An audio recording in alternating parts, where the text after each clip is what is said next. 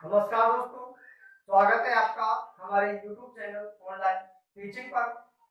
ये हमारा इस टॉपिक का दूसरा सेशन है। इससे पहले हम एक सेशन और पढ़ चुके हैं जिसमें सृजनात्मकता क्या होता है, सृजनशीलता क्या होती है, सृजनशीलता के क्षेत्र या इसके फील्ड और इसकी विशेषताएं और सृजनात्मकता का विकास आदि चीजों के बारे में अध्ययन किया था।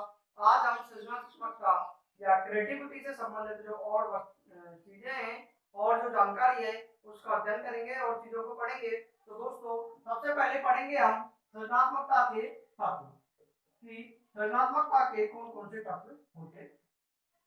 तो सृजनशील बालक या व्यक्ति होता है, आपने देखा होगा, जैसे कोई वर्तमान समस्या है या वर्तमान स्थिति है, तात्कालिक स्थिति है, आपने बच्चे को कोई समस्या दे दी या सृजनशील व्यक्ति को कोई समस्या दे दी, तो वह उस समस्या से, उस पॉइंट ऑफ व्यू से अलग हटकर अलग विचार करेगा, अलग ही सोचेगा, यानी कि वर्तमान या तात्कालिक जो स्थिति है उससे अलग हटकर विचार करेगा। यानी कि जो इसका पहला तत्व होगा वो होगा वर्तमान या तात्कालिक स्थिति। वर्तमान या तात्कालिक स्थिति या बिंदु भी हम कह सकते हैं। तात्कालिक स्थिति से अलग हटकर सोचना, यानी कि आपने जिस प्रकार की उसको समस्या दी है उससे वो अलग हटकर सोचेगा। वर्तमान या तात्कालिक स्थिति से अलग हटकर सोचना। दूसरा, यदि किसी समस्या का समाधान नहीं हो रहा है तो बच्चा उस समस्या को दोबारा से उसका विचार करेगा, पूरा उसका एनालिसिस करेगा, उसका डिटेल निकालेगा, उसकी पूरी खोजबीन करेगा, उसकी रिसर्च करेगा। यानी कि जो बच्चा है जो समस्या का दोबारा से विचार करेगा। तो दोस्तों, इसका दूसरा तत्व होगा समस्या का या समस्या की पुनर्विचार या इसके दोबारा समस्या के बारे में दोबारा सोचना, समस्या का पुनर्विचार। सृजनशील बालक विभिन्न वस्तुओं, विभिन्न विचारों, विभिन्न तथ्यों, विभिन्न विधियों, अलग अलग जो जिनमें तालमेल स्थापित नहीं हो रहा है उनमें आपस में तालमेल स्थापित करेगा, एडजस्टमेंट करेगा, उनको एडजस्ट करेगा, उनमें समन्वय बैठाएगा। यानी कि इसका तीसरा जो तत्व होगा तो दोस्तों वो होगा सामंजस्य। सामंजस्य या इसको हम कह सकते हैं समायोजन या इसको हम कह सकते हैं समन्वय या आपसी तालमेल बिठाना। आपने देखा होगा सृजनशील बालक या व्यक्ति नए नए आविष्कार करते हैं, ऐसी चीजों का आविष्कार करते हैं, ऐसी वस्तुओं का आविष्कार करते हैं, ऐसी विधियों का, कॉन्सेप्ट का, सूत्रों का, संप्रत्यों का कि पहले से वो नहीं थी, यानी कि बिल्कुल अद्भुत, बिल्कुल विलक्षण, जिनके बारे में लोग सोच भी नहीं सकते। तो वह अन्य लोगों की जो विचारधारा है उनका आविष्कार करके या नई चीजों को खोज कर नई विधियों का प्रयोग करके लोगों की जो विचारधारा है, सोच को बदल देता है। यानी कि लोगों के विचार में या हम कह सकते हैं अन्य लोगों के विचारों में परिवर्तन, अन्य लोगों के विचारों में परिवर्तन, अन्य लोगों के विचारों में दोस्तों क्या कर देता है, परिवर्तन कर देता है। यानी कि सृजनात्मकता के तत्वों की बात करें तो वर्तमान या तात्कालिक स्थिति से बिंदु से बिल्कुल हटकर सोचता है, अलग सोचता है, समस्या पर पुनर्विचार करता है, दोबारा से उसके सोचता है, डिटेल निकालता है, एनालिसिस करता है, उसकी व्याख्या करता है, आपस में सामंजस्य, समायोजन और समन्वय या आपसी तालमेल उनके बीच बैठाता है, अन्य लोगों के विचारों में परिवर्तन कर देता है। तो ये हुई हमारी सृजनात्मकता के तत्वों के बारे में चर्चा। आप इसका स्क्रीनशॉट ले लीजिए। चर्चा हुई हमारी सृजनात्मकता के तत्वों की, कौन कौन से तत्व हैं। इससे आगे इसी क्रम में हम चर्चा करेंगे सृजनात्मकता और शिक्षक की। सृजनात्मकता और शिक्षक में क्या संबंध होगा, बालक शिक्षक एक टीचर है, बालकों में किस प्रकार से क्रिएटिविटी का गुण विकसित करें, यानी कि सृजनशीलता के गुणों का विकास करें। तो दोस्तों, पहला समस्या के स्तर की पहचान, समस्या के स्तर की पहचान। शिक्षक बालकों को जो प्रॉब्लम्स हैं, जो कठिनाइयां हैं, जो समस्याएं हैं या जो बाधाएं हैं, उनके जो स्तर है, लेवल है, उनकी पहचान करना सिखाएं। कि समस्या का जो स्तर किस प्रकार का है और हमें किस प्रकार से उसे आगे सॉल्व करना है। यानी कि टीचर का यह दायित्व है कि बालक को जो समस्या के स्तर की पहचान करना सिखाए। दूसरा कार्य क्या होगा? तथ्यों का अधिगम। तथ्यों का अधिगम यानी कि किसी समस्या से जुड़े हुए जो तथ्य हैं, किसी परिस्थिति से जुड़े हुए, किसी कठिनाई से जुड़े हुए जो फैक्ट्स हैं, जो तथ्य हैं, तो टीचर बच्चों को उनको सिखाए कि भाई ये तथ्य है, उनको हल करना सिखाए, उनको कैसे सॉल्व करना है, कैसे समस्या को सॉल्व करना है, इसके कौन कौन से तथ्य हैं, इन चीजों के बारे में बताएं। आगे बात करें दोस्तों मौलिकता, यानी कि सृजनशीलता के आधार पर या सृजनात्मकता क्रिएटिविटी के आधार पर बालकों में मौलिकता के गुणों का विकास करें, मौलिकता के दर्शन कराएं, यानी कि उसका जो मूल संप्रत्य है, जो मूल वस्तु है, जो मूल इकाई है, उसके बारे में बताएं कि ये वस्तु मूल चीज ये है, मुख्य पृष्ठभूमि ये है, इसका जो मेन जो बेस है, मेन कॉन्सेप्ट है, मेन जो आधार है वो ये है, यानी कि मौलिकता को बताएं। आगे दोस्तों मूल्यांकन, छात्रों को सिखाए या छात्रों में इस प्रकार के गुण विकसित करें बालकों में कि वह अपने आप का मूल्यांकन कर सकें, कि बालक ये कर सके कि कितना मैं सीख गया हूं, कितना इस समस्या को सॉल्व कर सकता हूं।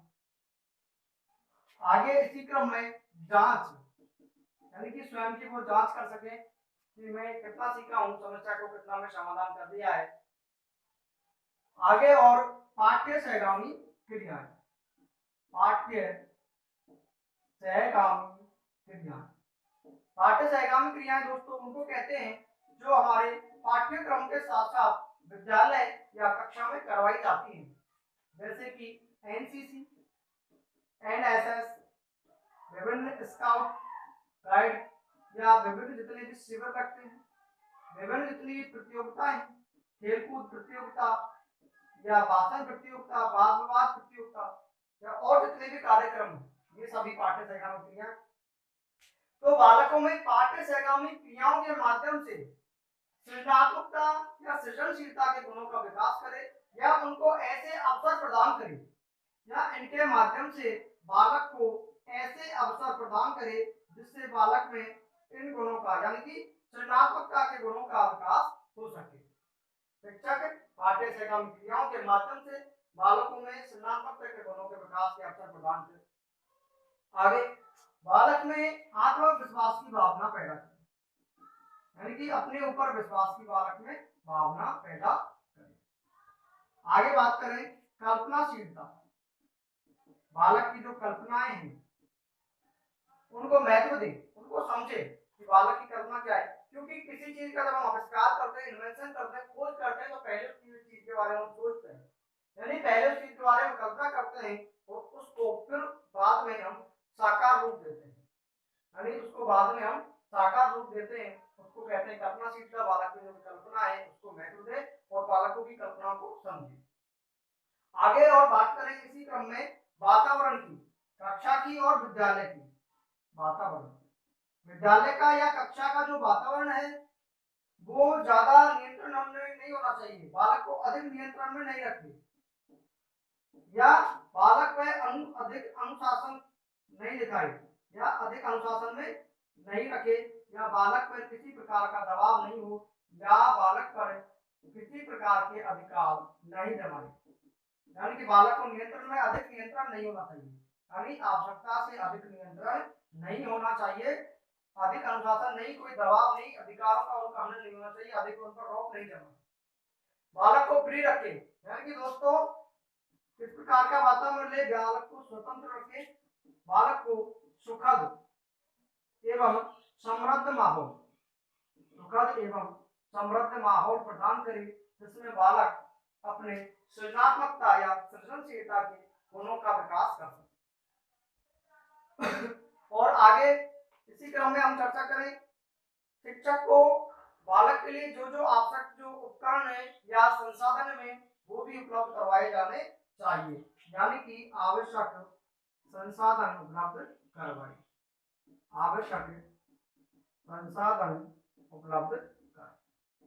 टीचर का यह दायित्व है, जिम्मेदारी है या कार्य है कि बालक के लिए जिन जिन संसाधनों की आवश्यकता है वो उपलब्ध करवाएं। आगे बालकों के लिए प्रोजेक्ट वर्क या प्रोजेक्ट विधि का प्रयोग करें, यानी कि बालकों को अधिक से अधिक प्रोजेक्ट दे जिसमें प्रोजेक्ट पर बालक नई नई आविष्कार कर सके, नई नई खोज कर सके, उस प्रोजेक्ट को नई विधियों से नए तरीकों से सॉल्व कर सके।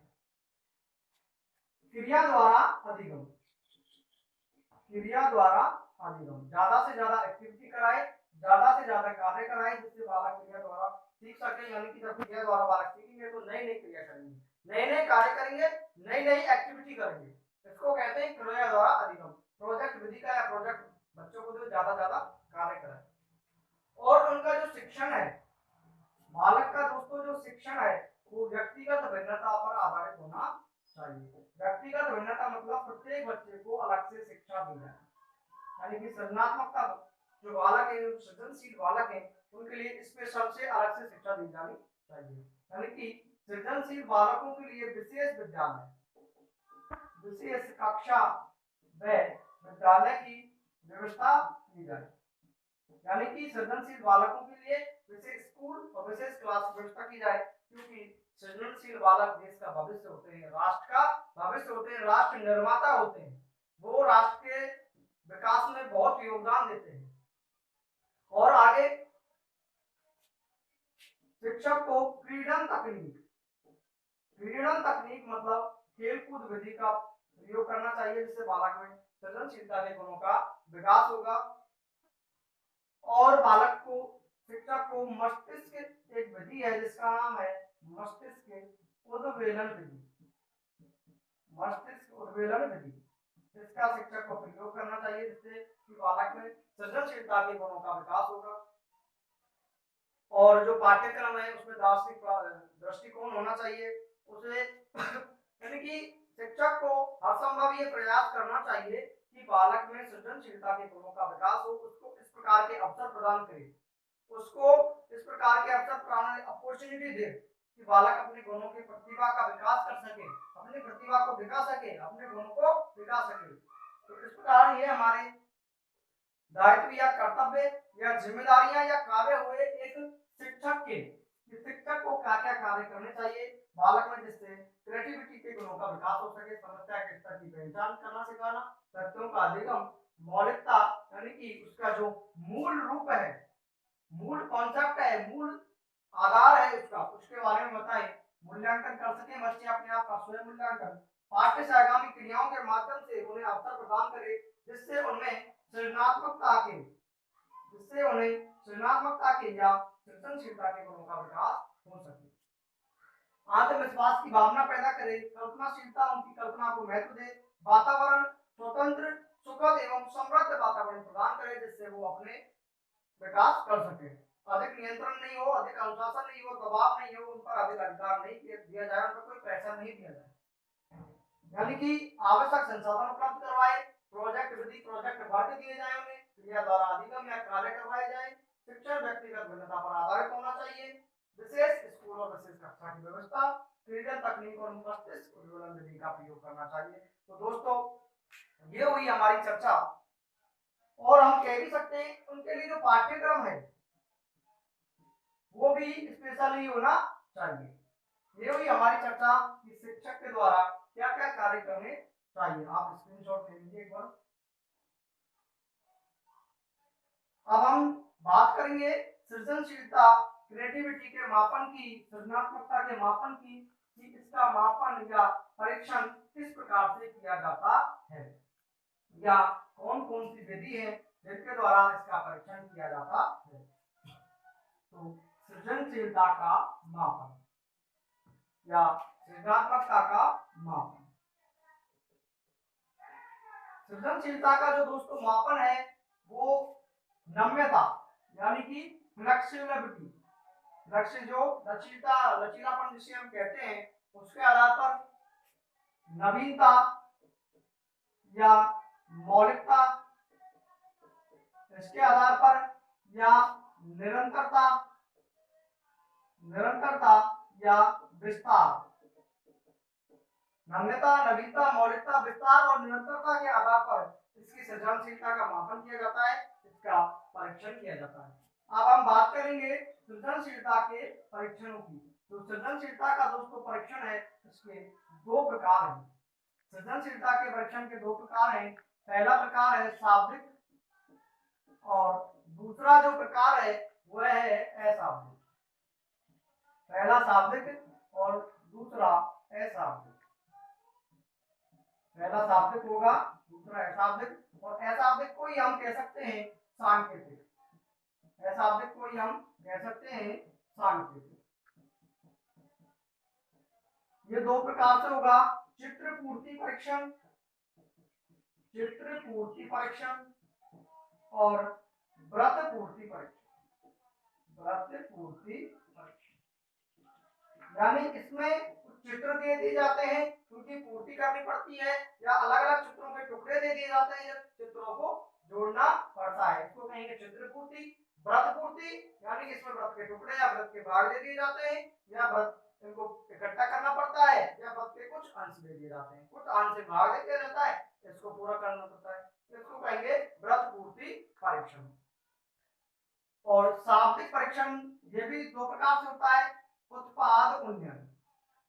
उत्पाद उन्नयन इसका मतलब कोई खिलौना या वस्तु दिखाकर बच्चे को कोई खिलौना या वस्तु दिखा दी जाती है और फिर उसके बारे में पूछा जाता है, उसके बारे में उससे लिखवाया जाता है, उससे पूछा जाता है। दूसरा, टिन के डिब्बों के माध्यम बच्चों से पूछा जाता है, बेटा ये टिन के डिब्बे हैं, इनको हमें डस्टबिन में डाल रहे हैं, बेकार की वस्तु है, कोई काम में नहीं आ रही है, आप इनका क्या क्या यूज कर सकते हो, क्या उपयोग कर सकते हो। तो इस प्रकार का परीक्षण किया जाता है। शाब्दिक दो प्रकार का, अशाब्दिक भी दो प्रकार से किया जाता है। अब बात करें दोस्तों भारत की। भारत में जो परीक्षण प्रचलित है वो है बाकर मेहंदी परीक्षण। बाकर मेहंदी परीक्षण, बाकर मेहंदी का परीक्षण प्रचलित है भारत के अंदर। और क्रिएटिविटी या सृजनात्मकता के लिए जो परीक्षण किया जाता है उस परीक्षण का नाम है मोनोसीटा परीक्षण। मोनोसीटा परीक्षण, या इसको हम कह सकते हैं टीटीसीटी, टेस्ट फॉर क्रिएटिविटी, यानी कि टीटीसीटी। ये हुई हमारी परीक्षणों की बात। तो इस प्रकार से दोस्तों यह चैप्टर हमारा कंप्लीट होता है। यदि आपने हमारे चैनल को सब्सक्राइब नहीं किया है तो प्लीज हमारे चैनल को सब्सक्राइब कर लें। यदि आपको हमारा वीडियो अच्छा लगा, आपको समझ में आया, तो हमारे वीडियो को लाइक करें एवं शेयर करें। धन्यवाद।